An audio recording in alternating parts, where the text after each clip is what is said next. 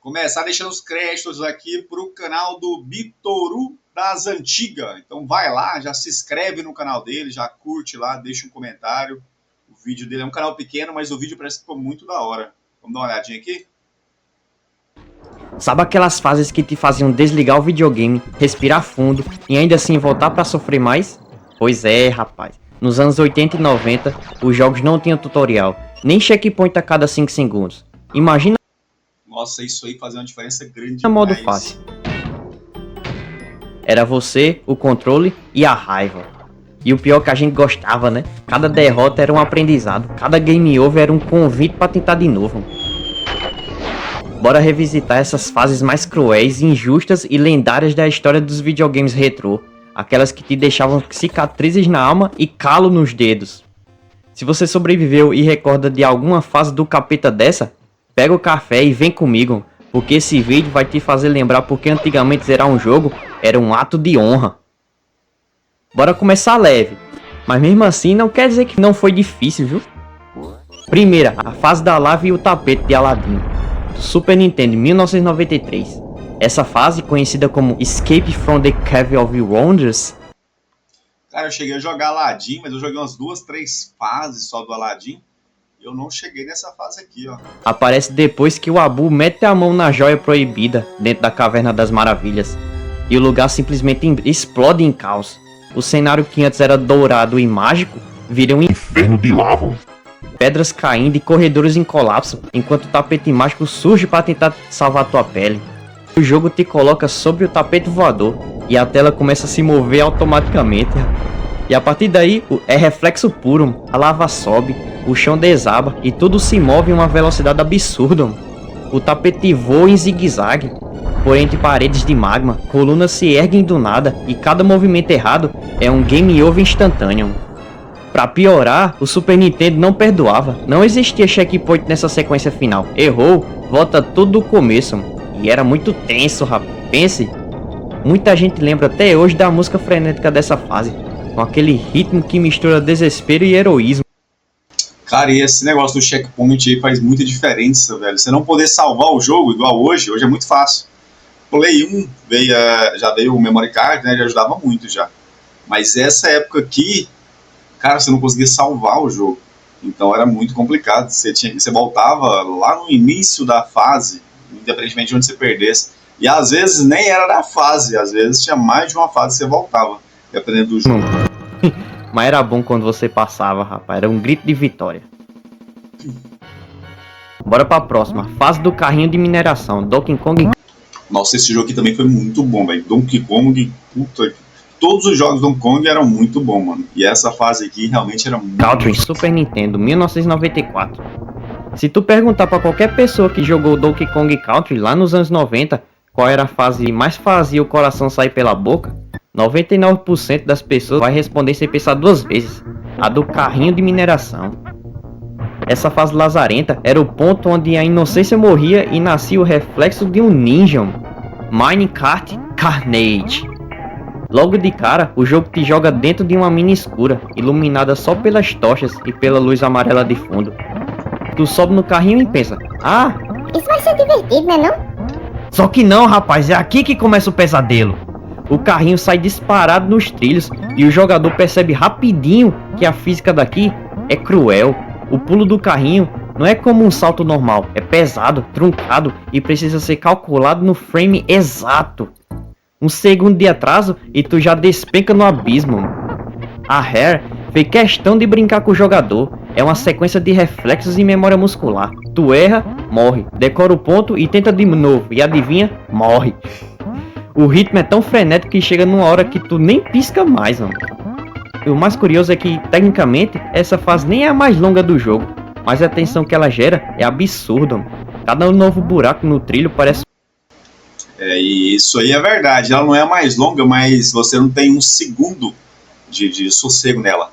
Você tem que estar atento a todo segundo. Então acaba que ela se torna muito intensa. E a tensão gerada nela realmente é muito... uma armadilha viva, mano. Tu ouve o clique do controle, o barulho metálico das rodas e o coração batendo junto com a batida da trilha sonora. Mas quando tu finalmente passa, o alívio é imediato, mano. Se brincar até grita de alegria. Ah, rapaz, se for pra colocar nesse vídeo só fase de Donkey Kong, vou praticamente colocar o jogo inteiro aqui e o vídeo vai ficar absurdamente longo. Bora pra próxima. Road to Nowhere. Crash Bandicoot, PS1, 1996. Imagina o cenário, um penhasco gigantesco, um abismo infinito e uma ponte de madeira suspensa no nada. Agora coloca o marsupial mais estabanado do mundo tentando atravessar aquilo, com tábuas quebrando, porcos selvagens te perseguindo e um controle analógico que nem existia ainda. Bem-vindo a Road to Nowhere. Na verdade, nessa época aqui era só o direcional, né? Acho que não tinha mesmo ainda não analógico. Primeira versão de PlayStation 1 era o controle sem analógico, realmente. O que dificultava muito o movimento, né? O movimento ali dificultava muito quando era só direcional. Em vários jogos isso dificultava muito. A ponte pro inferno. A fase começa com aquele clima tranquilo, céu azul, montanhas ao fundo e a trilha sonora até simpática. Mas bastam 5 passos pra tu entender que o jogo te odeia. As tábuas da ponte começam a despecar. As outras são falsas e te enganam, e algumas são tão escorregadinhas que o Crash sai deslizando nelas, como se tivesse passado sabão no pé. O pulo tem que ser milimetricamente calculado, porque o Crash tem uma física toda própria. O personagem parece até um sabão vivo, e a sombra dele, que devia te ajudar a mirar no salto, é quase invisível. Aí tu erra o tempo, despeca no abismo e o jogo ainda solta aquele som do... A raiva é instantânea. E o pior de tudo, essa maldita ponte é estreita, não tem borda, e ainda por cima tem que lidar com aqueles javalis correndo na tua direção. Tu tenta pular por cima e cai, tenta desviar e cai, tenta correr pra frente e adivinha? Cai, né? Não existe escapatória fácil, essa fase é pura memorização e reflexo, uma dança de pulos e sustos onde o erro custa caro. E essa fase nasceu de uma limitação técnica do PS1, viu? A Naughty Dog precisava de fases baratas em termos de memória, com poucos elementos e fundo fixo, mas que ainda parecesse desafiadora. Então eles criaram um cenário da ponte com uma solução inteligente, e acidentalmente fizeram uma das fases mais odiadas e amadas da história dos games.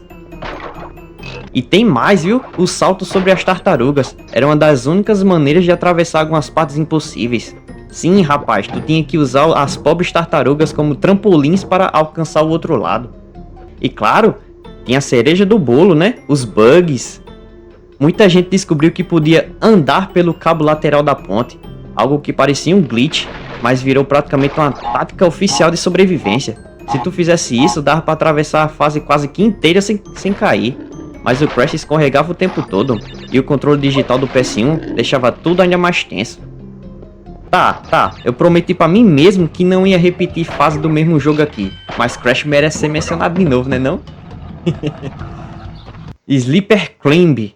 E vamos falar de Crash de novo, mano. Se existe uma fase que realmente separa os jogadores casuais dos veteranos em Crash Bandicoot, essa é a fase, Sleeper Climb. Ela é, sem exagero, uma das mais infames e... Cara, esse jogo foi um jogo muito bom, na verdade, né, velho? Crash tem essa fase aí que é um absurdo, mas é um jogo que mudou o patamar da época do Play 1. Um jogo que trouxe aí uma mudança muito diferente na época, né, pra franquia. Crash, eu acho que mudou um pouco a história desse estilo de jogo aí. Frustrantes já criadas pela Naughty Dog, rapaz, na era do PlayStation 1. Um verdadeiro teste de reflexos, paciência e autocontrole. Porque, sinceramente, é difícil não querer quebrar o controle depois de morrer pela 20ª vez no mesmo lugar. Visualmente, a fase até engana. Um castelo sombrio, chuva constante, trovões iluminando o cenário e uma trilha sonora tensa, que parece rir da sua desgraça. Mas o terror começa mesmo quando você percebe o tipo de plataforma que vai encarar. São parapeitos minúsculos, plataformas móveis e escadas que desaparecem em segundos. Cada salto precisa ser calculado com precisão cirúrgica. 1 milímetro errado e lá vai Crash despencando lá de cima direto pro buraco sem fundo. E o jogo não ajuda, o controle rígido e o atraso característico dos saltos do Crash tornam tudo ainda mais punitivo. Ele escorrega, as plataformas se movem só pela maldade. E os inimigos, urubus, cientistas loucos e umas mãozinhas estranhas numa prisão, estão posicionadas nos piores lugares possíveis. Pra piorar, a fase é longa pra caramba. Diferente das outras que terminam rápido, Sleeper Climb parece não acabar nunca. Cada parte traz um novo tipo de armadilha. Se você morrer, adivinha, volta quase tudo. Os checkpoints são raros e mal colocados, tornando a experiência ainda mais desesperadora. Nessa época de Play 1 ainda tinha dificuldade de salvamento. Esse checklist que eles falam aí, o ponto de salvar, né? Muitos jogos tinham o ponto certinho de salvar, não era a qualquer momento você salva. Logicamente isso evoluiu com o passar do tempo, né? E aí você passou a conseguir salvar jogos a qualquer momento, para não ter que voltar. Mas muitos jogos, Play 1 até Play 2 ainda tem alguns que tem essa dinâmica mais antiga aí. Aquele ponto certo onde você consegue salvar jogos ali. Um dos jogos que eu gostava muito, inclusive, o Resident Evil, né? Tem essa dinâmica aí também. São as caixas do baúzinho que tem que abrir para salvar. Tem uns que são máquinas registradoras, se não estiver enganado, do Resident Evil. É como se o jogo dissesse: ah, parabéns meu jovem por ter chegado até aqui. Apoio, tome isso aqui! E curiosamente, essa fase era tão cruel que a Naughty Dog chegou a cortar sua versão irmã gêmea do jogo original, a Storm Ascent. Uma versão ainda mais difícil, com saltos mais longos e armadilhas quase impossíveis. Ela só foi lançada oficialmente muitos anos depois, no remake, né, do Crash Bandicoot, o N-Cent Trilogy, e os fãs finalmente puderam ver o motivo pela qual ela foi cortada. Sleeper Climb é o tipo de fase que faz você duvidar das próprias habilidades, mas também é o tipo que dá aquele orgulho imenso quando você finalmente termina.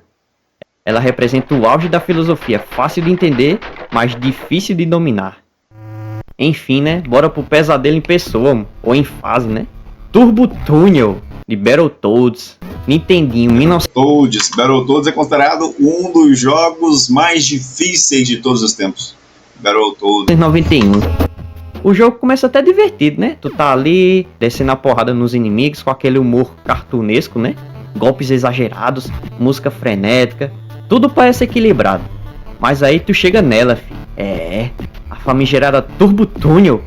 Tu monta numa moto voadora futurista, ou aqui parece uma prancha motorizada com motor de foguete, né? E pensa: ah, massa demais, fi. Corrida, velocidade, vai ser divertido. Nos primeiros segundos até que é. O ritmo é empolgante, a trilha sonora é absurda. Aquele som rápido, frenético que te deixa animado, né? Mas de repente, adivinha, o jogo tira o freio e te joga no caos absoluto. A Turbo Tunnel não é uma fase normal não, rapaz. Ela é um teste de reflexo, memória e sangue frio. Tu tem que desviar das paredes, pular rampas e atravessar abismos em uma velocidade que o Nintendinho nem devia ser capaz de processar. E o pior, qualquer erro é morte instantânea. Não tem barra de vida, não tem checkpoint perto. Bateu, morreu e recomeça tudo do zero. E o detalhe que faz tudo pior, as barreiras aparecem numa velocidade absurda, sem tempo para pensar. Tu precisa decorar o padrão de cada obstáculo, como se fosse uma coreografia assassina. E o pior de tudo, os desenvolvedores sabiam exatamente o que estavam fazendo, aqueles danadinhos. Eles queriam que essa fase fosse quase impossível de passar. E eles conseguiram, viu? Foi feita para humilhar o jogador. Tecnicamente. Muita gente chegava aqui e desistia de jogar, desistia de zerar o jogo. Muito difícil. Não só essa, né? Eu acho que tem várias fases difíceis desse jogo. Gente, o Nintendinho tinha um limite de processamento, mas os caras da Rare empurraram o console até o limite. O resultado é uma fase onde os obstáculos aparecem quase instantaneamente na tela. Você piscou e pronto, morreu, filho. Tem nem boquinho. Então, para sobreviver a Turbo Tunnel, tu precisava de reflexos sobre-humanos e memória fotográfica. Era tipo jogar Dark Souls com lag e com uma mão amarrada. Todo mundo que cresceu nos anos 90 tinha uma história com essa fase.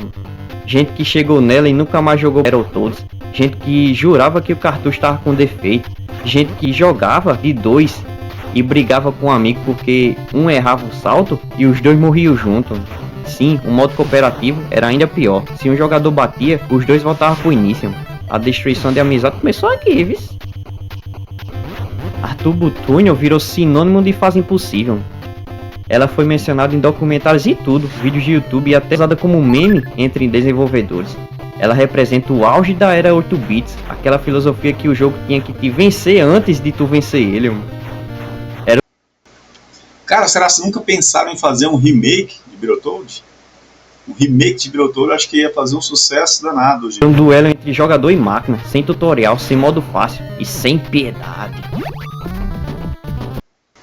Também não sei se tem, vai que tem aí, né? Se alguém saiba aí, se tem mesmo, já comenta aí embaixo. Bora pra próxima, filho. Se você quer pesadelo, vou te apresentar mais pesadelos. Walter Dan, o jogo das Tartarugas Ninja do Nintendinho, 1989. Se existe uma fase que traumatizou uma geração inteira de jogadores de 8 bits, é a maldita missão subaquática de Tartarugas Ninja do Nintendo. Tartaruga Ninja, um jogo muito bom também. Não cheguei a jogar muitas fases de Tartaruga Ninja, mas um jogo muito da hora.